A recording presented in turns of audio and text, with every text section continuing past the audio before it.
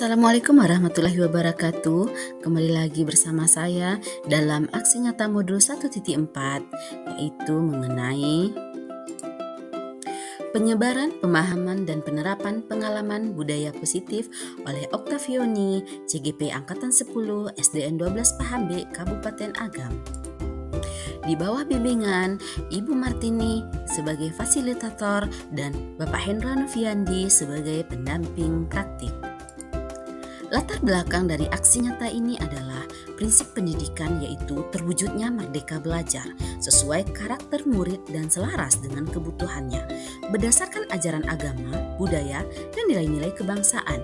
Hal tersebut merupakan fondasi bagi visi guru terkait impian tentang murid. Salah satu strategi mencapai visi tersebut adalah dengan menumbuhkan budaya disiplin positif di kelas. Nilai guru penggerak yang berorientasi pada murid dan berperan mewujudkan kepemimpinan murid menjadi dasar untuk membuat rancangan tindakan aksi nyata ini. Berikut ini adalah dokumentasi membuat keyakinan kelas.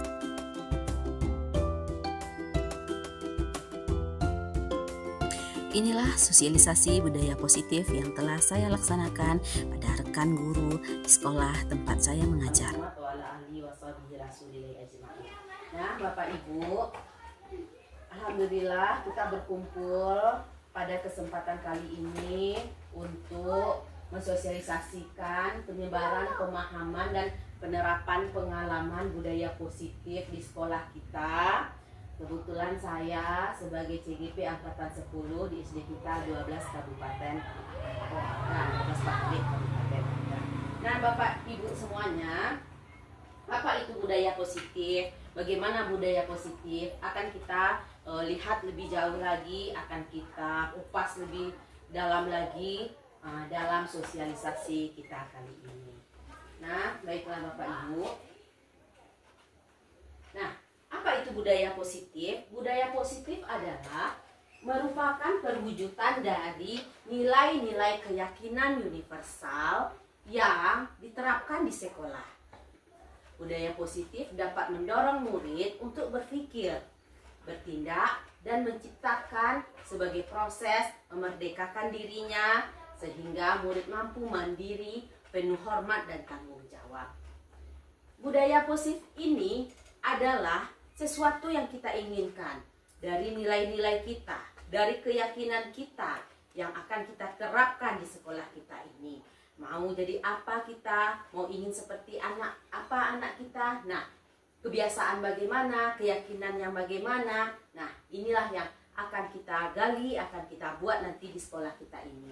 Nah, apa gunanya budaya positif ini? Budaya positif ini diharapkan nantinya mendorong murid kita untuk berpikir dan bertindak serta menciptakan sebagai proses memerdekakan dirinya sehingga murid mampu mandiri, penuh hormat dan tanggung jawab terhadap dirinya sendiri dan terhadap apa yang akan dicapainya nanti. Nah, apa saja itu konsep inti dari budaya positif? Yang pertama adalah perubahan paradigma belajar, disiplin positif, nilai-nilai kebajikan, kebutuhan dasar manusia, motivasi perilaku manusia, posisi kontrol guru, keyakinan kelas, segitiga restitusi. Nah, 1, 2, 3, 4, 5, 6, 7, 8. Ada 8 konsep inti dalam budaya positif. Sebelum kita nanti menerapkan budaya positif di sekolah, kita akan mengetahui terlebih dahulu apa saja bagian-bagian konsep inti dari budaya positif ini. Yaitu yang pertama, perubahan paradigma belajar. Bagaimana nantinya kita akan mengubah pandangan kita terhadap belajar itu sendiri. Yang kedua adalah disiplin positif yang akan kita terapkan di sekolah kita dari ruang kelas dan di lingkup sekolah kita. Yang ketiga, nilai-nilai kebajikan apa yang nantinya akan kita terapkan, yang akan kita lakukan. Nah, yang keempat, kita akan melihat kebutuhan dasar kita. Kebutuhan dasar kita sebagai manusia dalam nantinya mewujudkan budaya positif. Lalu motivasi perilaku manusia, seperti apa nantinya yang akan kita berikan kepada anak didik kita. Nah, kita lihat nanti posisi kontrol guru, kita sebagai guru bagaimana nanti posisi kontrol kita terhadap anak-anak murid, dan kita nantinya akan membuat keyakinan kelas atau kesepakatan yang telah kita yakini bersama dari aturan-aturan yang telah ada. Setelah itu kita akan melihat segitiga restitusi untuk menangani berbagai kasus yang ada terhadap murid kita. Nah, lanjut. Nah, yang pertama adalah pembelajaran dengan paradigma baru, yaitu pembelajaran dengan paradigma baru. Pembelajaran dengan paradigma baru merupakan pembelajaran yang dirancang berdasarkan prinsip pembelajaran berdiferensiasi, sehingga peserta didik belajar sesuai kebutuhannya berdasarkan tahap perkembangan sesuai teori psikologi modern untuk mewujudkan peserta didik yang memiliki profil pelajar Pancasila. Nah, kita akan mengubah cara paradigma kita selama ini mengenai paradigma kita yang baru. Kita ingin merancang pembelajaran dengan prinsip pembelajaran yang berdiferensiasi, yang berbeda, yang tidak sama, sesuai dengan minat, kebutuhan siswa, dan sesuai dengan lingkungan kita. Nah, berdasarkan tahap perkembangan anak yang berbeda, tahap perkembangan anak yang tidak sama, sesuai dengan teori psikologi modern untuk mewujudkan peserta didik yang memiliki profil pelajar Pancasila. Nah, nantinya kita akan mewujudkan profil pelajar Pancasila, yaitu yang pertama, beriman dan bertakwa kepada Tuhan Yang Maha Esa, berkebinekaan global, bergotong royong, kreatif, bernalar kritis, serta mandiri. 1, 2, 3, 4, 5, 6. Ada 6 profil pelajar Pancasila yang nantinya akan kita wujudkan dengan paradigma baru ini dalam pembelajaran berdiferensiasi, sehingga peserta didik kita mengerti dia, belajar dia sesuai dengan kebutuhannya, sesuai dengan kebutuhan tahap perkembangannya. Nah, lanjut.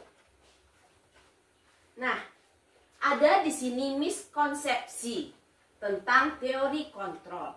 Selama ini kita mungkin salah memahami tentang teori kontrol, yaitu teori kontrol kita mengilusikan guru yang mengontrol murid, atau kita mengilusikan bahwa kritik dan membuat rasa bersalah mampu menguatkan karakter, atau kita membayangkan, mengilusi bahwa semua penguatan positif, efektif, dan bermanfaat, serta kita mengilusikan bahwa orang dewasa berhak memaksa. Nah, inilah yang miskonsepsi atau kesalahan pola pikir kita selama ini, bahwa teori kontrol itu selama ini kita melakukannya, kita yang berkuasa atas murid. Nah, ini miskonsepsi yang harus kita rubah. Di sini kita yang bukan pengontrol murid seutuhnya.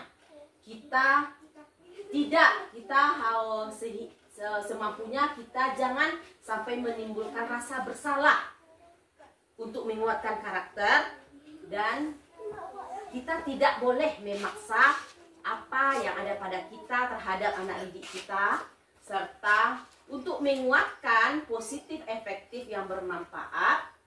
Nah, itu bukan wewenang dari kita.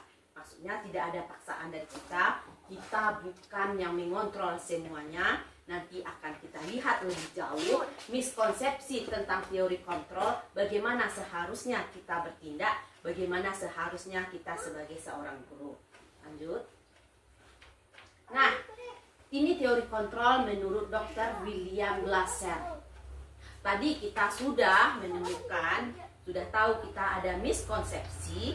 Nah, sekarang kita lihat teori kontrol menurut Dr. William Glasser.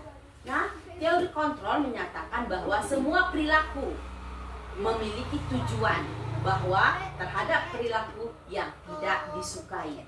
Jadi, dalam teori kontrol ini menyatakan bahwa apapun yang kita lakukan, apapun yang dilakukan itu ada tujuannya. Bahkan terhadap perilaku yang tidak disukai pun memiliki tujuan, memiliki alasan mengapa perilaku itu dilakukan.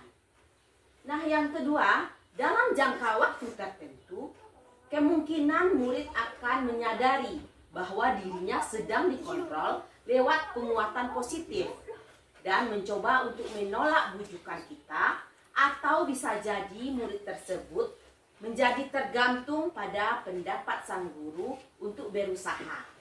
Nah, pada teori ini, dalam jangka waktu tertentu yang tidak bisa kita batasi jangka panjang atau pendeknya, kemungkinan murid akan menyadari bahwa dirinya sedang dikontrol lewat penguatan positif dan mencoba untuk menolak bujukan kita, atau bisa jadi murid tersebut menjadi tergantung pada pendapat sang guru untuk berusaha. Lanjut, teori kontrol yaitu yang ketiga, membuat murid merasa gagal. Nah, kadang kita sebagai guru, kita sering melakukan hal tersebut dengan beberapa kalimat yang kita ucapkan, kita akan menjadikan murid merasa gagal dengan apa yang telah dia perbuat dengan beberapa kalimat atau dengan sikap dari kita. Nah, apalagi teori kontrol berikutnya, yaitu perilaku memaksa tidak akan efektif untuk jangka waktu panjang dan sebuah hubungan permusuhan akan terbentuk. Jika kita mendominasi, memaksa murid atau peserta didik kita, maka ini akan berpengaruh, ada efeknya untuk jangka waktu panjang, dan bisa jadi sebuah hubungan permusuhan akan terbentuk dengan hanya paksaan tersebut. Nah, lanjut. Nah, bagaimana kita mengubah paradigma stimulus respon kepada pendekatan teori kontrol? Nah, yang pertama, stimulus responnya yaitu realita atau kebutuhan kita sama. Teori kontrolnya realita kebutuhan kita berbeda. Nah, yang kedua, semua orang melihat hal yang sama. Padahal setiap orang memiliki gambaran berbeda. Dan stimulus responnya, kita mencoba mengubah orang agar berpandangan sama dengan kita. Yang teori kontrolnya, kita berusaha memahami pandangan orang lain tentang dunia. Stimulus respon berikutnya, perilaku buruk dilihat sebagai suatu kesatuan. Teori kontrolnya, semua perilaku memiliki tujuan. Nah, stimulus respon, orang lain bisa mengontrol saya. Teori kontrolnya, hanya Anda yang bisa mengontrol diri Anda. Nah, lanjut, saya bisa mengontrol orang lain. Teori kontrolnya, Anda tidak bisa mengontrol orang lain. Lanjut lagi, ada di sini pemaksaan ada pada saat bujukan gagal. Di teori kontrol, kolaborasi dan konsensus menciptakan pilihan baru. Dan stimulusnya model berpikir menang atau kalah. Pada teori kontrol, model berpikir menang-menang. Kita sama menang. Dan anggaplah sekarang kita memiliki sesuatu yang sangat berharga dalam hidup kita. Silahkan Bapak Ibu cobakan apa yang Bapak Ibu anggap paling berharga di dalam hidup Bapak Ibu. Silahkan dimasukkan ke dalam jari kita masing-masing dan ditutup rapat-rapat. Ditutup rapat-rapat. Ditutup rapat-rapat. Nah, coba Ibu Rini, silahkan Ibu Rini buka apa yang Ibu Mutia anggap paling berharga. Silahkan Ibu Rini cobakan. Silahkan Ibu Rini buka genggaman tangan Ibu Mutia. Bu Mutia, apa yang Bu Mutia anggap paling berharga? Nah, Bu Mutia membukanya. Berarti itu berharga apa tidak bagi Bu Mutia? Tidak berharga, makanya belum saja. Nah, Bu Rini sekarang yang paling berharga oleh Bu Rini. Silahkan Bu Mutia buka sekuat-kuatnya yang berharga menurut Bu Rini.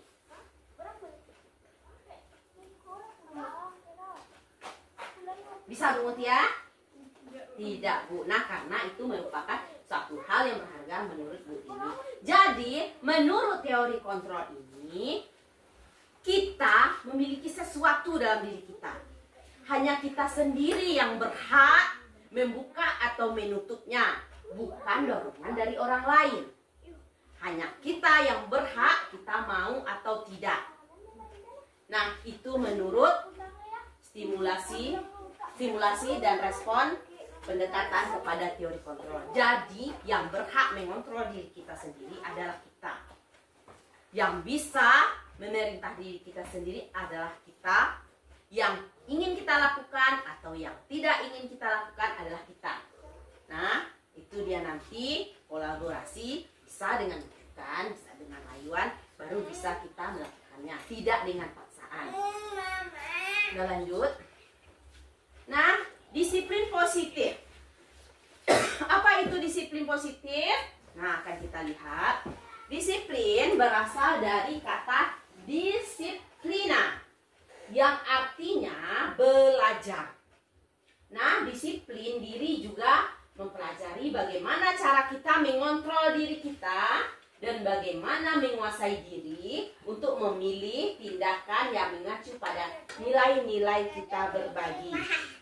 Dan di sini disiplin positif merupakan salah satu cara penerapan disiplin yang bertujuan untuk menumbuhkan kesadaran dan memberdayakan peserta didik tanpa reward dan hukuman. Nah, disiplin mengacu pada disiplin diri yang memiliki tanggung jawab terhadap apa yang dilakukan berdasarkan nilai-nilai yang diyakini.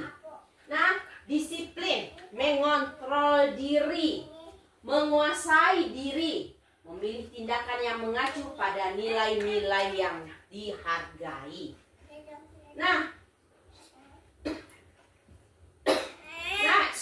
penerapan disiplin bertujuan untuk apa tadi? Menumbuhkan kesadaran dan memberdayakan peserta didik tanpa reward dan hukuman. Jadi disiplin ini berasal dari dalam diri kita sendiri. Tanpa adanya reward, tanpa adanya hukuman, akankah kita disiplin? Akankah kita mengontrol? Akankah kita menguasai diri kita sendiri tanpa ada sanksi dan tanpa ada sebuah penghargaan? Nah, untuk apa nantinya disiplin ini? Agar kita memiliki rasa tanggung jawab terhadap apa yang dilakukan berdasarkan nilai-nilai yang telah kita yakini. Lanjut.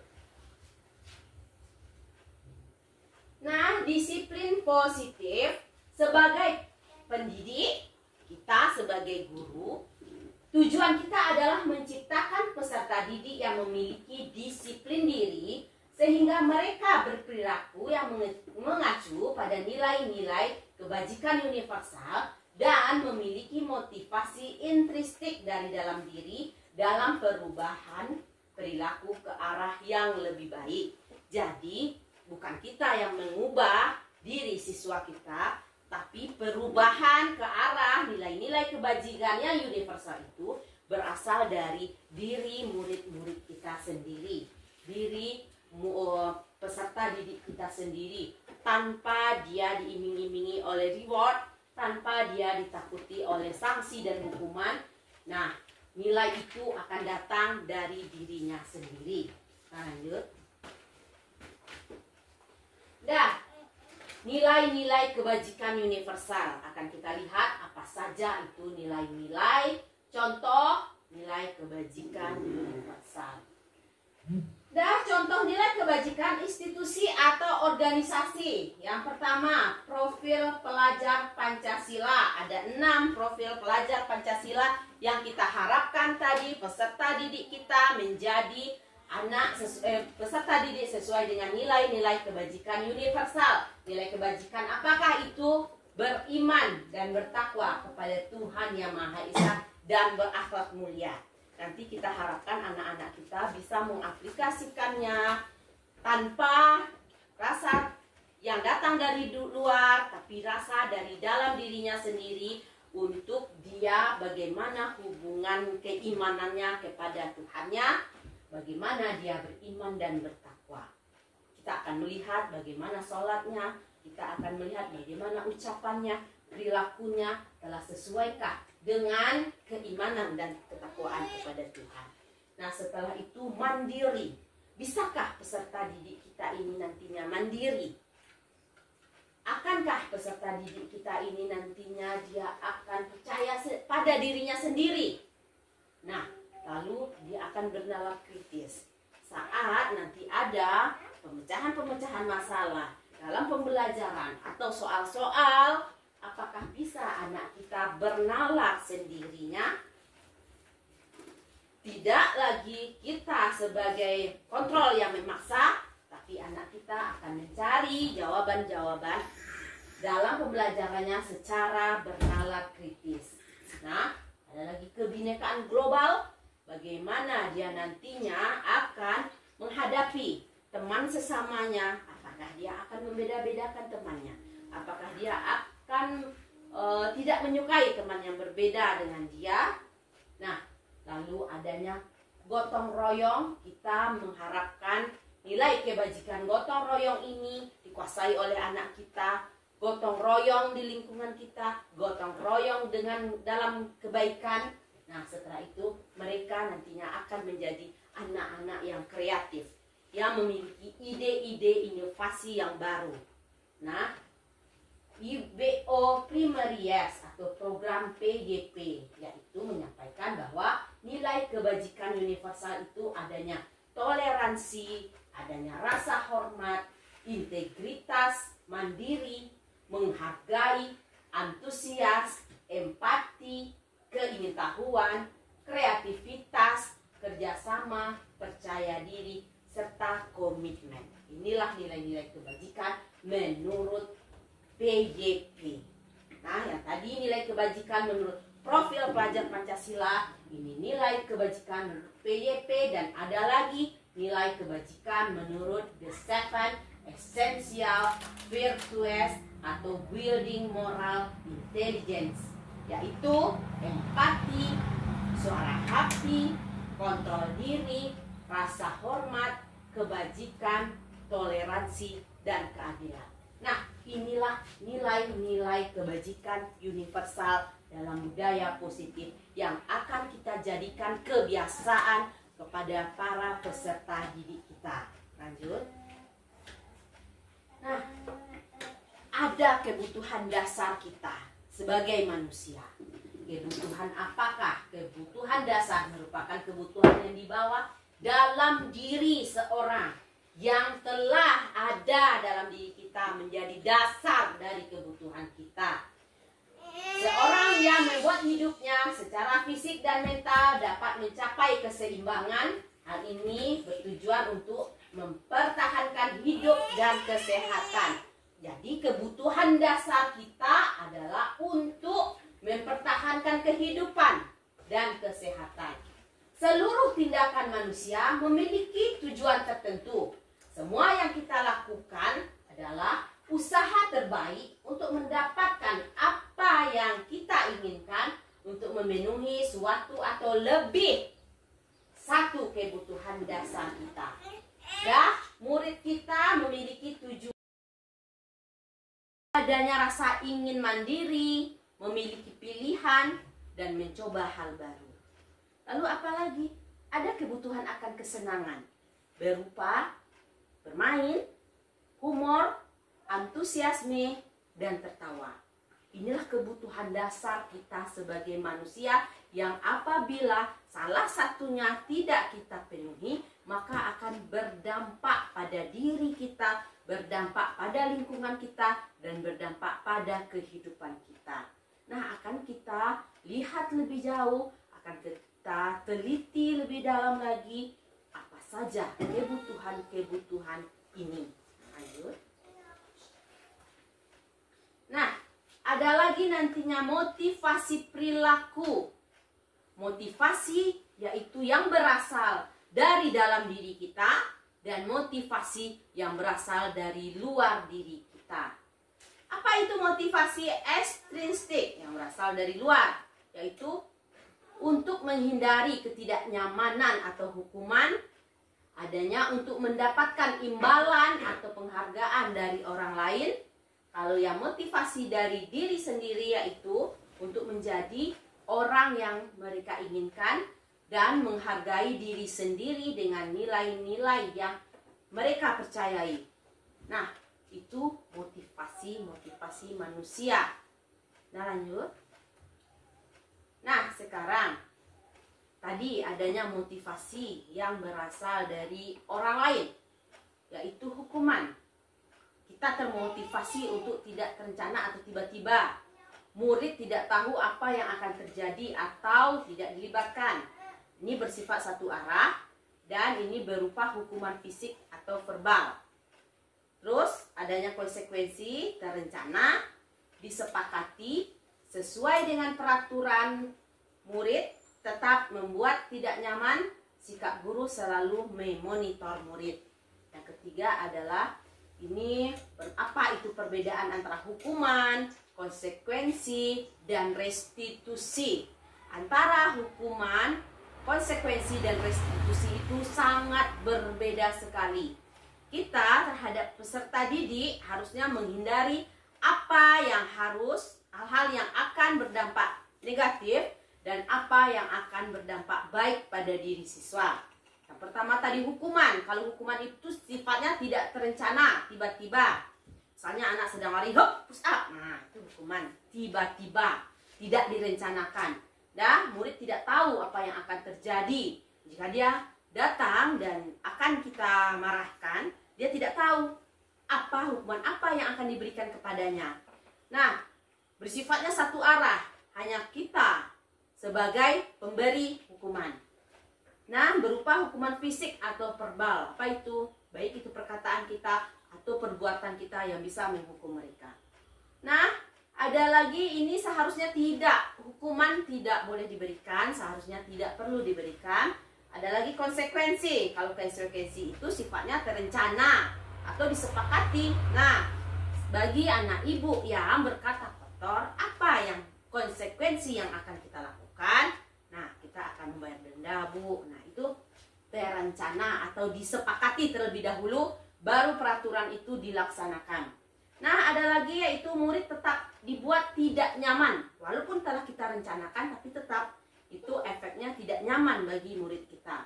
Nah, sikap guru selalu memonitor murid. Kita yang selalu mengawasi murid. Kita yang selalu memberikan arahan selalu kepada murid. Yang ketiga yaitu adanya restitusi. Kalau restitusi apa? Proses penciptaan kondisi bagi murid untuk memperbaiki kesalahan yang telah dia buat. Nah, prosesnya yaitu kolaboratif yang mengajarkan murid untuk mencari solusi sendiri. Jadi, apabila murid kita melakukan kesalahan, dengan restitusi ini kita mengarahkan murid tersebut untuk dia tahu kesalahan yang dia lakukan, dan dengan kita berkolaborasi dengan murid, nantinya dia akan mencari cara untuk memperbaiki kesalahan yang telah diperbuatnya. Jadi, inilah tindakan-tindakan atas apa yang telah dilakukan murid dan apa yang kita lakukan. Apakah jika murid kita bersalah, apakah kita akan memberi hukuman atau konsekuensi atau restitusi. Kalau hukuman ini hanya kita yang menjadi penguasanya, sedangkan murid sebagai bagian yang tidak berdaya. Kalau konsekuensi, kita menyepakati dengan murid, namun tetap di sini murid yang tidak akan nyaman. Sedangkan restitusi, kita berikan kepada murid pemahaman, kita berikan kepada murid alasan, bertanya alasannya. Nanti murid akan mengetahui apa yang telah dia perbuat, apa kesalahannya, dan nantinya dia akan mencari solusi bersama kita bagaimana upaya dia untuk memperbaiki kesalahan yang telah dia buat. Nah, lanjut. Nah, disinilah posisi kontrol guru apabila terjadi kesalahan pada murid. Apabila murid membuat suatu kesalahan yang pastinya dia memiliki alasan tertentu untuk melakukannya. Nah, di sini posisi kontrol kita sebagai penghukumkah kita, atau sebagai pembuat rasa bersalahkah, atau kita sebagai teman, atau kita sebagai pemantau, atau kita sebagai manajer. Ada 1, 2, 3, 4, 5 posisi kita seorang guru dalam mengontrol setiap tindakan salah dari siswa kita. Nanti akan kita lihat dari perbuatan yang telah kita lakukan selama ini, apakah kita termasuk sebagai penghukum, apakah kita semaksud si pembuat rasa bersalah, ataukah kita sudah berusaha menjadi teman bagi murid kita, atau kita sebagai pemantau, lalu atau apakah kita sudah menjadi manajer terhadap murid kita yang melakukan kesalahan. Lanjut. Nah, di sini kita akan melihat contoh penerapan posisi kontrol kita tadi. Ada 5 tadi sebagai penghukum, nih sebagai penghukum dan sebagai pembuat rasa bersalah. Kalau kita di posisi sebagai penghukum, maka contoh perilakunya adalah hormat pada bendera selama 1 jam. Nah, di sini kita yang menghukum siswa. Di sini siswa hanya bisa menjalankan apa yang kita paksakan kepada mereka. Hormat pada bendera selama 1 jam. Ini mungkin merugikan bagi anak kita. Tapi masih banyak juga kita, rekan-rekan kita yang melakukan hal ini terhadap murid kita. Nah, itu sebagai penghukum. Kalimat-kalimatnya tidak terencana, mendadak, berupa verbal dan fisik. Nah, yang kedua, pembuat rasa bersalah. Ketika ada siswa kita yang membuat kesalahan, nah, di sini berapa kali Bapak harus memberitahu kamu? Kamu selalu saja mengecewakan Bapak dan Ibu. Walaupun di sini kita dengan nada yang lembut, dengan nada yang tidak keras, dan dengan tidak memberikan hukuman secara verbal dan fisik, tapi tetap saja kita akan membuat siswa kita tidak nyaman. Kita akan membuat siswa kita merasa bersalah dan tidak bisa menjawab apa yang kita katakan. Bapak, berapa kali Ibu harus memberitahu kamu? Kamu selalu saja mengecewakan Ibu. Nah, langsung anak tersebut akan sedih hatinya. Nah, itu dia yang membuat rasa bersalah. Lanjut.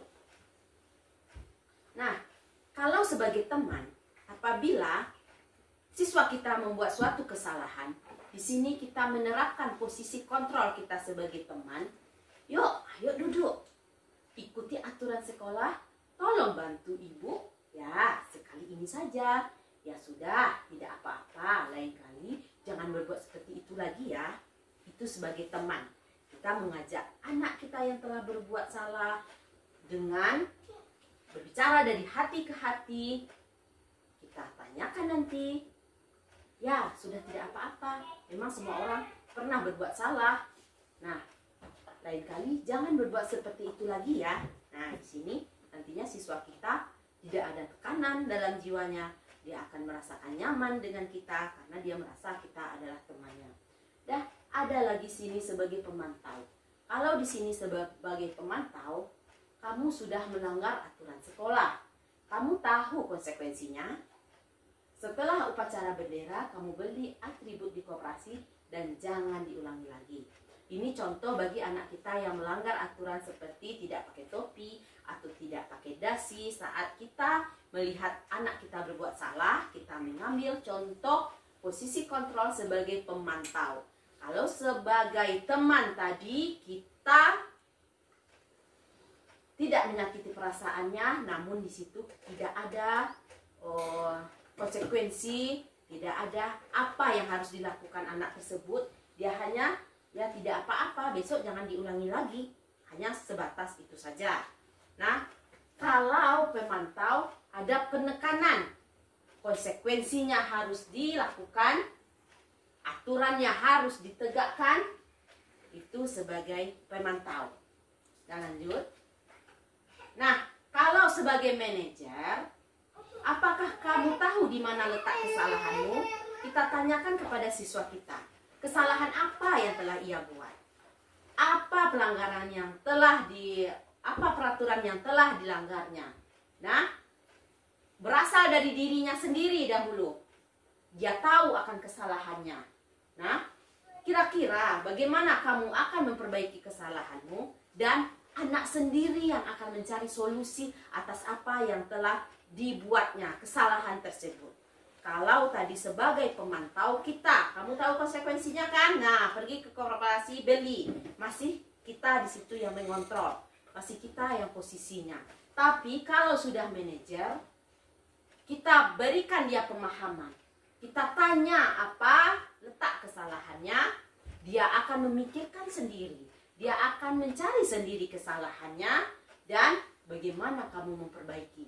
Dia yang akan mencari solusi dari permasalahan yang telah dibuatnya, dia yang akan mencari solusi atas apa yang telah dibuatnya. Lanjut. Nah, sekarang kita Bapak Ibu, posisi kontrol apakah aku? Nah, kita sudah melihat tadi ada 5 posisi kontrol. Sebagai penghukum, sebagai teman, sebagai pembuat rasa bersalah, sebagai pemantau, dan sebagai manajer. Nah, yang telah kita lakukan kepada murid kita apa kira-kira selama ini? Oh, apakah kita sebagai penghukum? Apakah kita sebagai pemantau? Oh, apakah kita yang selalu pembuat rasa bersalah? Nah, di sini kamu tidak pernah benar melakukannya. Nah, kira-kira dari kata-kata ini kamu tidak pernah benar melakukannya. Posisi kontrol apakah ini biasanya Bapak Ibu? Kalau penghukum tadi, ayo hormat kepada tiang bendera. Nah, pembuat rasa bersalah, iya. Kamu apalah ini? Tidak pernah betul kamu mengerjakannya. Ya, ini kalimat posisi kontrol dari si pembuat merasa bersalah. Lanjut. Nah, apa rencanamu untuk menyelesaikan masalah ini? Nah, iya, manajerial. Lanjut. Nah, ayolah lakukan demi Bapak Ibu ya. Nah, apa itu? Nah, kalau kita tadi, ayo lakukan demi Bapak Ibu. Nah, itu sebagai kita apa? Sebagai pemantau. Nah,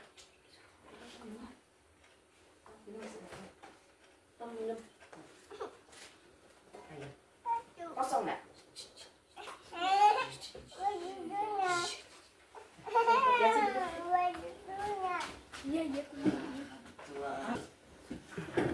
Nah, yalah, lanjut lagi. Ayo lakukan demi Bapak dan Ibu ya. Nah, lanjut. Nah, ada lagi yaitu pertanyaan, kamu tidak pernah mendapatkan nilai jika tidak mengerjakan tugas. Nah, ini pertanyaan yang akan membuat rasa bersalah pada anak. Nah, disinilah ini ada kontrol posisi kita sebagai si pembuat rasa bersalah. Lanjut ya. Nah, keyakinan kelas. Kita masuk lagi pada keyakinan kelas. Mengapa keyakinan kelas? Mengapa bukan peraturan kelas? Nah, kalau dahulu sewaktu masuk tahun ajaran baru, di dalam kelas kita bersama siswa kita akan membuat suatu aturan yang akan diterapkan di kelas. Adanya 1, 2, 3, 4, 5 apa saja yang boleh dilakukan, dan jika tidak melakukan bahwa itu akan dinamakan melanggar aturan. Nah, sekarang dari aturan kita akan lebih maju lagi, meningkat lagi pada keyakinan kelas. Kita bukan lagi aturan kelas, tapi kita akan melihat keyakinan kelas. Mengapa keyakinan kelas? Mengapa bukan peraturan kelas? Yuk kita simak lagi. Nah, untuk membentuk peraturan kelas, untuk membentuk keyakinan kelas, apa yang kita yakini di kelas kita, bukan kita peraturan. Kalau peraturan itu bersifat tidak boleh mencoret dinding, itu lebih negatif pemahaman kita. Tidak boleh tidak boleh masuk tanpa izin. Nah, itu kesannya keras, lebih keras. Tapi kalau keyakinan kelas bersifat abstrak, berupa pernyataan universal, dibuat dengan pernyataan positif, sedikit saja agar mudah diingat, sesuai dengan kondisi kelas dan sekolah sehingga mudah diterapkan. Semua warga kelas dilibatkan saat membuat keyakinan kelas. Nanti saat tahun ajaran baru, sebelum kita memulai awal pembelajaran, kita akan membuat aturan-aturan di kelas yang biasa kita sebut dengan peraturan di kelas. Nah, sekarang peraturan ini kita akan ubah jadi keyakinan kelas dengan cara, contohnya satu, adanya kalimat peraturan kelas kita, tidak boleh meribut.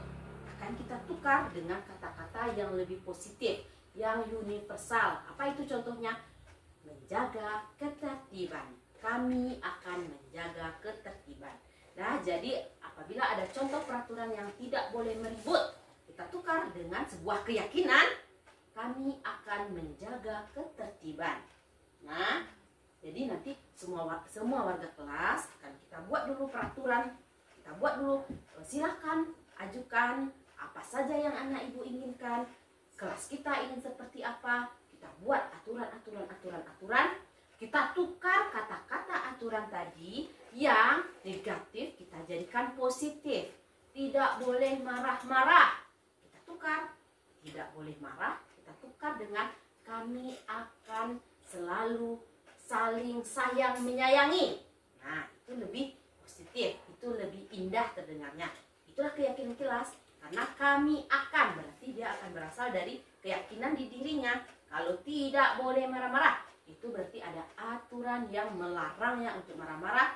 Tapi kalau keyakinan kelas, bukan, kita akan menjalani apa yang dari diri kita. Kami akan saling menyayangi di kelas. Nah, lanjut. Nah, tadi telah kita buat aturan di kelas yang kita ubah menjadi keyakinan kelas.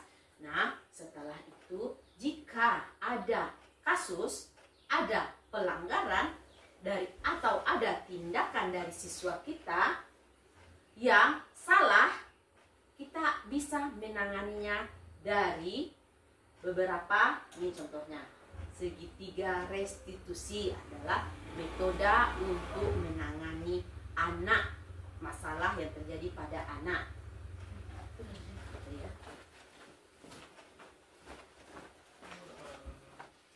Ya sedang buka. Nah, apa itu segitiga restitusi? Yaitu suatu proses dialog yang dijalankan oleh guru agar menghasilkan murid yang mandiri dan bertanggung jawab. Yaitu bagaimana metodenya? Yang pertama dengan menstabilkan identitas. Yang kedua, validasi tindakan yang salah. Yang ketiga, menanyakan keyakinan. Nah, dari kasus-kasus yang ada, nanti kita akan melihat contoh kasusnya. Kita akan menyelesaikan masalah. Yang pertama, kita stabilkan identitas masalahnya terlebih dahulu. Yang kedua, kita validasi tindakannya yang salah. Yang ketiga, kita menanyakan keyakinannya. Nah, silakan lanjut. Nah, yang pertama yaitu menstabilkan identitas. Jika anak kita bermasalah, kita harus pertama yaitu menurut segitiga restitusi, hal yang kita lakukan pertama menstabilkan identitas. Mengubah identitas anak dari orang yang gagal karena melakukan kesalahan menjadi orang yang sukses. Yaitu kita bisa menggunakan pertanyaan. Setiap orang pasti pernah melakukan kesalahan. Kamu bukan satu-satunya yang pernah melakukan ini. Itu dalam menstabilkan. Yang kedua yaitu validasi kebutuhan. Kalau kita memahami kebutuhan dasar, apa yang mendasari sebuah tindakan, kita akan bisa menemukan cara yang paling efektif untuk memenuhi kebutuhan tersebut. Dalam memvalidasi kebutuhan, ada pertanyaan-pertanyaan yang muncul. Contohnya, kamu tentu punya alasan mengapa melakukan hal ini. Lalu, adakah cara yang lebih efektif untuk mendapatkan apa yang kamu butuhkan? Nah, itu dalam memvalidasi kebutuhan. Yang ketiga adalah menanyakan keyakinan. Setelah melakukan langkah yang pertama dan yang kedua, maka anak akan siap untuk dihubungkan dengan nilai-nilai yang dipercayai dan berpindah menjadi orang yang dia inginkan, ya, melalui berbagai pernyataan. Yang pertama, keyakinan kelas apa yang telah kita yakini. Yang kedua, kamu ingin menjadi orang yang seperti apa? Nah, nantinya ini akan kita lihat dalam contoh kasus yang akan ditampilkan. Lanjut. Nah, untuk menstabilkan identitas berdasarkan prinsip bahwa membuat kesalahan adalah bagian dari pembelajaran. Jadi apabila anak kita berbuat salah, itu adalah proses dia, proses pembelajaran untuk menuju kesuksesan. Nah, kata-kata apa yang baiknya kita ucapkan agar anak menstabilkan identitasnya, yaitu yang pertama, berbuat salah itu wajar. Tidak ada manusia yang sempurna. Ibu bapak tidak mau mencari siapa yang salah, tapi ibu bapak ingin mencari solusi dari permasalahan ini. Nah, kamu berhak merasa begitu. Nah, jadi kita stabilkan dulu emosinya yang tidak stabil. Yang labil distabilkan dulu identitasnya melalui pernyataan-pernyataan seperti contoh. Lanjut. Yang kedua yaitu validasi tindakan yang salah. Berdasarkan prinsip setiap perilaku adalah upaya untuk memenuhi kebutuhan tertentu. Jadi apa yang telah dilakukan oleh anak tersebut pasti dia punya alasan. Yang pertama tadi setelah dia berbuat salah, dia merasa tidak stabil emosinya, kita stabilkan dulu dengan pernyataan-pernyataan yang memberikan dukungan kepada dia bahwa ya wajar, semua orang juga pernah merasa bersalah, tidak apa-apa, itu wajar. Nah, yang kedua, kita validasi, kita tanyakan alasan mengapa dia sampai berbuat salah. Setelah stabil tadi emosinya, kita lanjut ke pertanyaan. Nah, kamu pasti punya alasan melakukan itu. Padahal kamu bisa melakukan yang lebih buruk dari itu ya. Nah, ketiga, kamu patut bangga karena telah melindungi sesuatu yang penting buat kamu. Yang ketiga, kamu melakukannya karena mempertahankan sesuatu yang penting bagi kamu. Nah, alasan-alasan ini kita gali, kita validasikan lagi tindakan salah yang diperbuatnya melalui mengapa dia melakukan itu. Nah, lanjut. Nah, yang ketiga, setelah kita stabilkan tadi, lalu kita tanyakan, validasikan, lalu kita menanyakan keyakinannya. Berdasarkan prinsip teori kontrol bahwa kita pada dasarnya termotivasi secara intrinsik. Jadi apa yang kita lakukan itu berasal dari diri kita sendiri, bukan dari orang lain. Nah, apa keyakinan kelas kita? Apa tadi keyakinan kelas yang telah kita buat? Misalnya, kami akan saling sayang menyayangi. Ternyata anak kita melanggarnya dengan bertengkar sesama teman. Nah, kita tanya lagi, apa keyakinan kelas kita? Nilai apa yang telah kita sepakati bersama? Seperti apa gambaran kelas yang ideal menurut kamu? Nah, kamu ingin menjadi orang yang seperti apa? Nah, ini kan nantinya anak yang akan menjawab dari dalam dirinya sendiri, bukan kita yang memberikan jawaban dan solusi terhadap anak. Nah, lanjut. Nah, ini adalah contoh penerapan segitiga restitusi. Silahkan Bapak Ibu amati, silahkan Bapak Ibu beri tanggapan nanti. Silahkan Bu Fia untuk video nomor 1. Video ini berupa video, silahkan di play.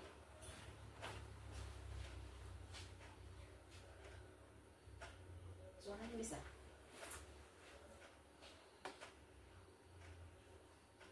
Nah, kasus yang pertama, tampak di sini Khaira setelah meminjam pensil dengan Gilang, dia mengembalikan tidak secara baik, tapi melempar begitu saja. Nah, setelah itu Khaira akan dipanggil oleh guru ayah. Nah, kita akan tanyakan alasan dia. Kita lanjut video kedua.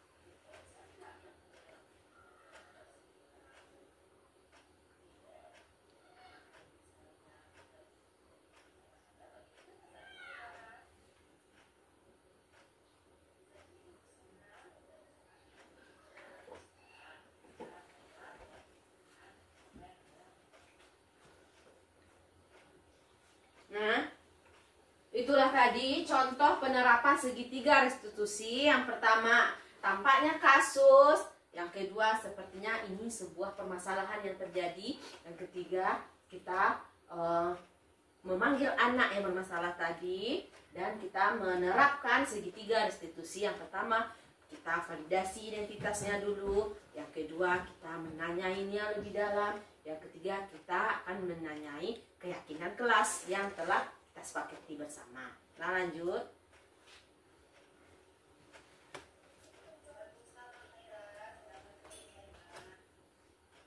Nah, dalam penerapan disiplin positif, hendaknya guru memiliki standar kepribadian, profesional, dan sosial yang baik, di mana guru mampu merefleksikan dirinya dalam posisi kontrol ini. Bagaimana pelajaran dirinya sebagai among atau manajer yang menuntut murid-muridnya menjadi insan yang mandiri, merdeka, dan bertanggung jawab. Nah, hendaknya setelah kita membahas tentang budaya positif, kita bisa menerapkan dalam sekolah kita ini. Kita bisa menjadi posisi kontrol sebagai manajer, bukan sebagai si pembuat merasa bersalah, bukan sebagai si penghukum yang akan nanti menyakiti hati anak-anak kita, tapi kita sebagai manajer yang nantinya anak murid akan mengetahui kesalahannya dan akan melakukan sesuatu itu dari intristik dirinya, dari dirinya sendiri. Dah, lanjut. Nah, mungkin itu saja sosialisasi budaya positif pada kesempatan ini. Terima kasih atas waktu bapak-bapak dan ibu-ibu semuanya. Wabillahi taufiq wal hidayah. Assalamualaikum warahmatullahi wabarakatuh. Waalaikumsalam.